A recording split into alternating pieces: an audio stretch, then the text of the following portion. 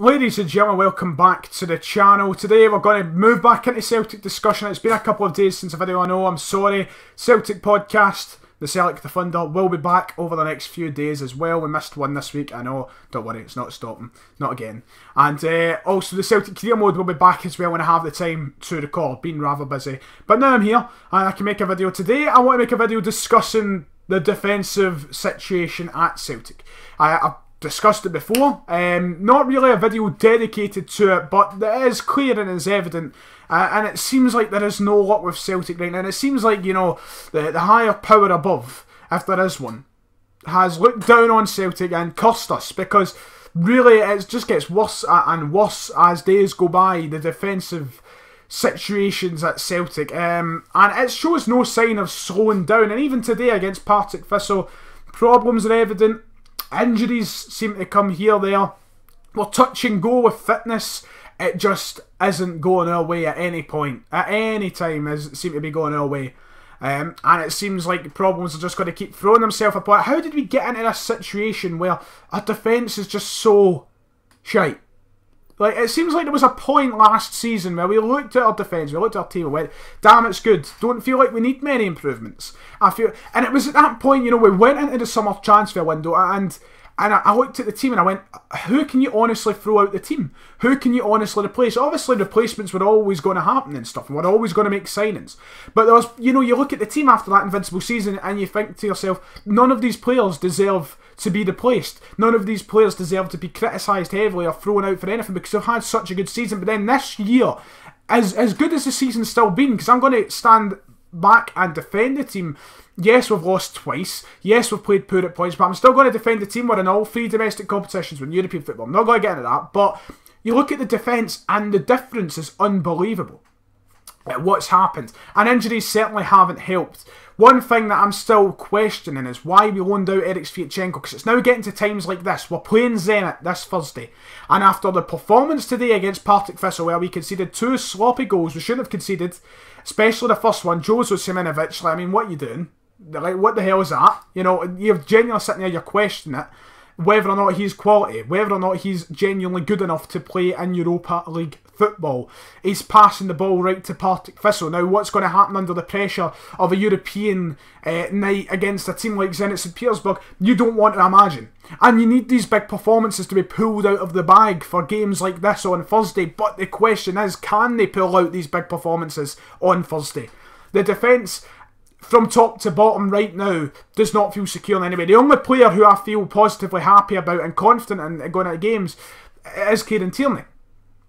Christopher Ajer, I feel like, has really came into being something great and being something special, and going forward, he will be our best defender at Celtic over the next 2 or 3 seasons. He will be. He's shown the signs of it.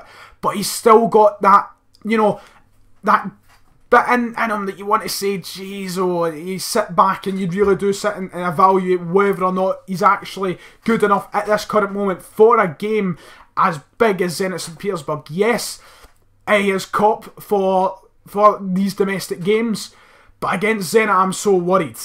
Lustig, we don't need to get this started on the Lustig's problems that have been so evident over the past few months. He got himself dropped from the team, whether or not there was injuries surrounding that or fitness issues, I don't know. But he's obviously missed the last 2 games before this game here today against Partick, where once again he picked up a knock. Tierney once again was getting kicked left, right, centre. He was down at a point. And I think Jozo was down at a point. I know, was he? I don't know. But Lustig was down anyway. And the injuries are piling up. Bayata's not fit. Ajer took a knock last week. Is he going to be 100% fit for this game against Zenit? It leaves so much doubt in the mind. And it's not so much focused in the video on general the whole Celtic season, the defensive problems. This game on Thursday. How badly are we going to be? If we conceded 2 sloppy goals to Partick Thistle today, rolled my R very weirdly there. How many sloppy goals could potentially we give to Zenit St Petersburg? It is quite scary. Marvin Comper can't play once again, injured as well. Jack Hendry cannot, I'm going to solidify that, cannot be thrown in to a game of this magnitude so soon in his Celtic career. It's just, no, don't do it, don't risk that. It's going to be Ion Siminovic starting on Thursday. And ultimately, I think Christopher Ajer is a very good player, but under this pressure, he is untested. He has never been in these waters, this territory. It's new to him, completely new. God knows how he's going to handle it. One part of me wants to be like, aye, he'll do well, let's have confidence. But one part of me, there's always that slight error.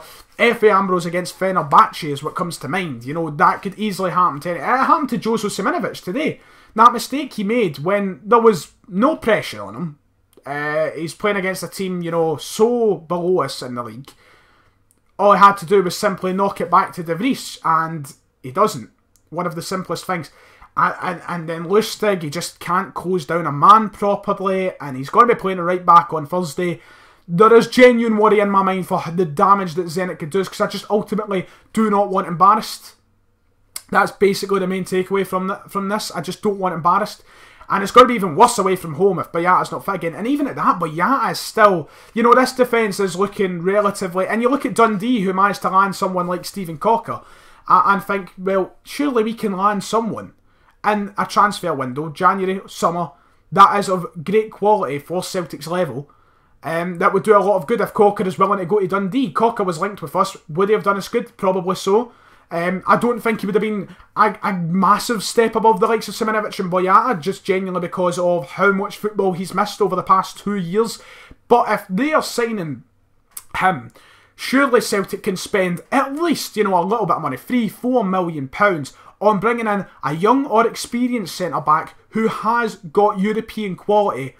And it's going to give us confidence heading into these games, because it's the lack of confidence which I don't like. I want to have confidence, but this defence, the setup, the mistakes we make against teams like Partick Thistle, Kilmarnock, etc., etc., it just doesn't leave me very confident heading into a game against Zenit St Petersburg, and I want to be confident. But it's difficult. Ultimately, the back four is going to be Lustig. Got invaded there. But Lustig, Boyata, Siminovic... No, not Boyata. Lustig, Siminovic, Ayer and Tierney. That's going to be the back four. De Vries is in goals. It's a very second-par defence to me. It's not what ideally we would like to see in a European matchup. But things have to be done. Training, it just seems like there's been no progression in the defensive mistakes, complacency this season. From the very first game that we noticed these mistakes... We noticed these problems, it just seems like there has been no progression, nothing worked on, and it seems the same mistakes are being repeated. The same lack of confidence has been there throughout the season within the back four, and it needs to be worked on. And it would really help by bringing in someone who has experience and is going to be able to, you know, lead at the back. But right now we've not got that, and Compa can't play in these European games, who is someone who would have brought that. But he can only do that at a domestic level at this current minute. So there is work to be done. We need to build that confidence in the back four. Fuck you. Fucking robots. Before I get interrupted again, I may as well end the video. So like and subscribe. Let me know what you thought about today's defensive performance and overall the defensive performance heading into the Zenit tie and what you expect to see. But until next time, see you later.